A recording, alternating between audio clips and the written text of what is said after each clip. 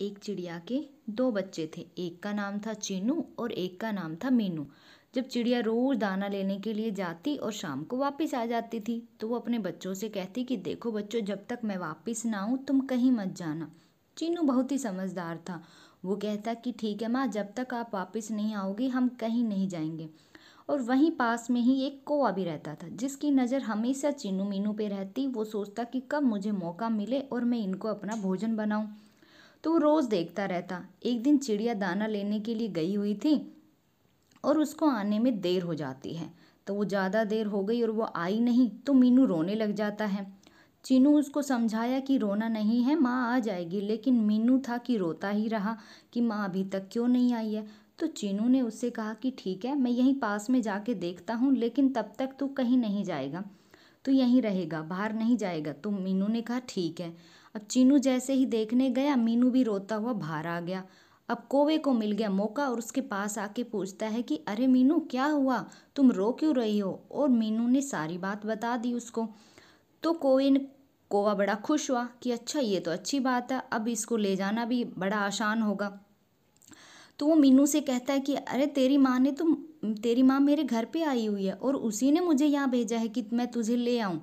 अब मीनू उसकी बातों में आ गया और उसके साथ चल देता है। उधर से जब चीनू वापस आ रहा होता देखता है कि कौवा मीनू को लेके जा रहा है।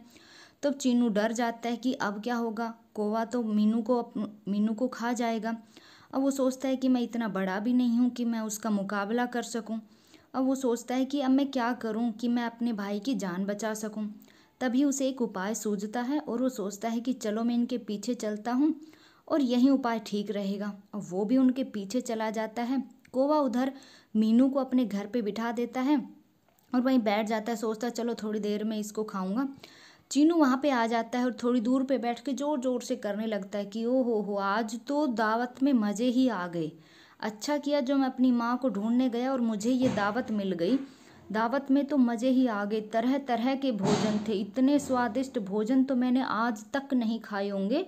ऐसे स्वादिष्ट भोजन थे और मेरा तो पेट भर गया है। ये सोच जोर जोर से चिल्ला के बोलता रहा। फिर सोचता है कि चलो क्यों ना मैं अब थोड़ी देर यहाँ पे सुस्ता लूँ। फिर जाता हूँ मीनू के पास। कौवा ये सारी बातें सुन रहा था। कौवे के मुंह में पानी आ जाता है ये सारी बातें सुन के, और वो सोचता है कि अच्छा, जंगल में दावत और मुझे पता ही नहीं है, तो क्यों ना मैं पहले दावत ही खाऊं, बाद में खा लूंगा इस मीनू को तो, और ये कहाँ जाने वाला है। तो पहले दावत खा के आऊंगा, फिर बाद में इस मीनू को भी खाऊंगा, आज तो मेरी मौज हो गई है। कौवा ये सोच के वहां से चला जाता है और फिर चिन्नू मीनू के पास आता है और कहता है कि देखो भाई, कौवे ने तुम्हें बेवकूफ़ बना के यहाँ लेके आया है, तुम यहाँ से जल्दी से चलो, जब तक वो वापस आए हम अपनी माँ घर पर आ गई होगी। अब वो दोनों वापस अपने घर पे आ जाते हैं और थोड़ी देर बाद चिड़िया भी आ जाती है। अब वो सारी बात चिड़िया को बताते हैं कि कैसे कैसे चीनू ने मीनू की जान बचाई है। तब चिड़िया कहती है कि शाबाश चीनू, आज तुमने बहुत अच्छा किया, आज तुम्हारी बुद्धिमानी से मीनू की भी जान बच गई और तुम बहुत ही समझदार हो। अब उधर कौवा पूरे जंगल के चक्कर काटता रहा, लेकिन उसको कहीं दावत नहीं मिली। चक्कर काट के अपने वापस घर पे आया तो देखा मीनू भी नहीं है। अब वो समझ गया कि मुझे तो चीनू ने बेवकूफ़ बनाया है।